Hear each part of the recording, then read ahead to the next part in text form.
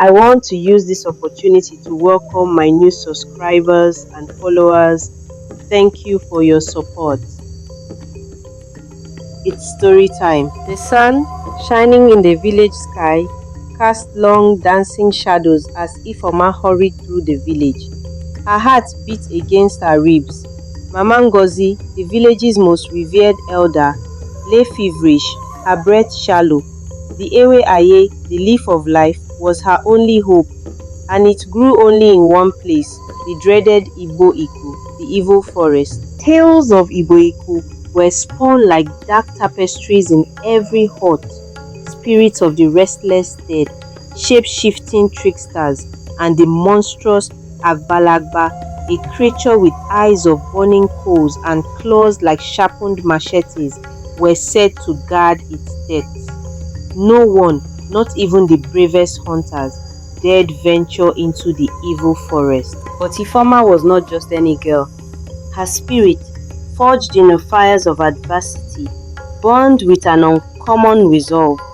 Mama Ngozi had saved her life as an infant, nursing her through a dangerous fever when others had given her up for lost. Now it was her turn. With a worn leather pouch containing a small calabash of palm wine for offerings and a single rusty machete clutched in her trembling hand, Ifeoma set out.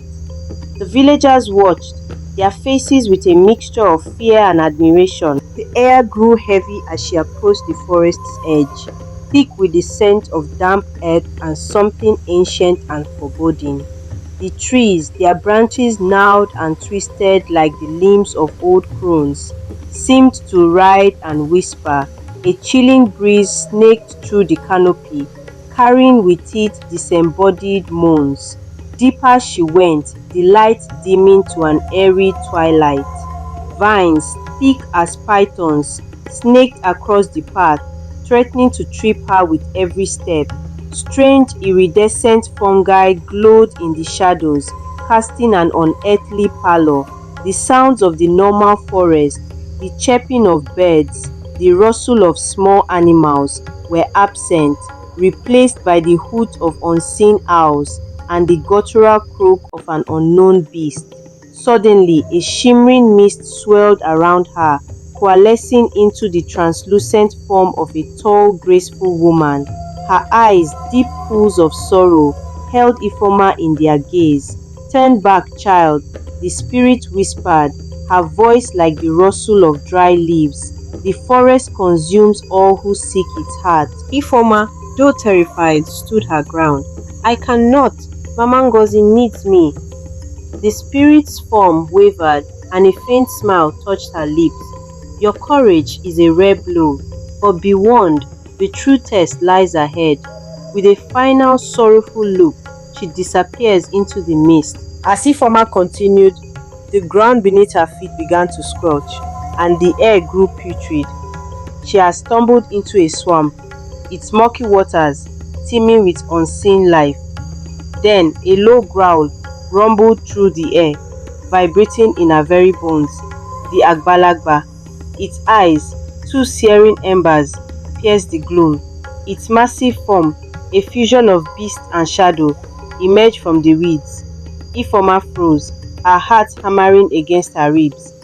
This was the end. But then she remembered Mama Ngozi's teachings. Fear is a fog, but courage is the wind that clears it.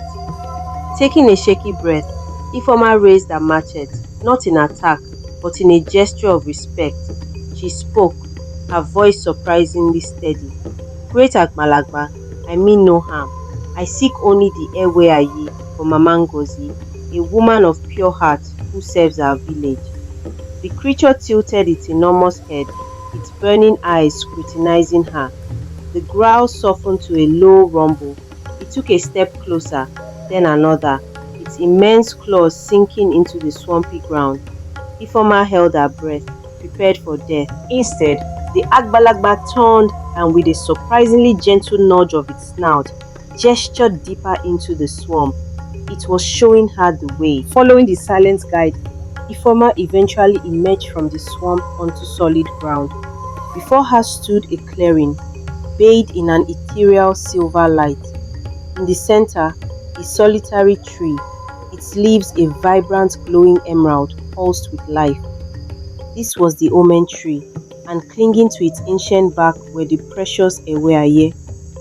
Carefully, Ifeoma plucked a handful of the miraculous leaves. As she turned to leave, the Agbalagba stood waiting. It bowed its massive head, a gesture of respect. The journey back was smoother, though the shadows of the forest still loomed. The whispers now seemed less noisy, almost like sighs of relief.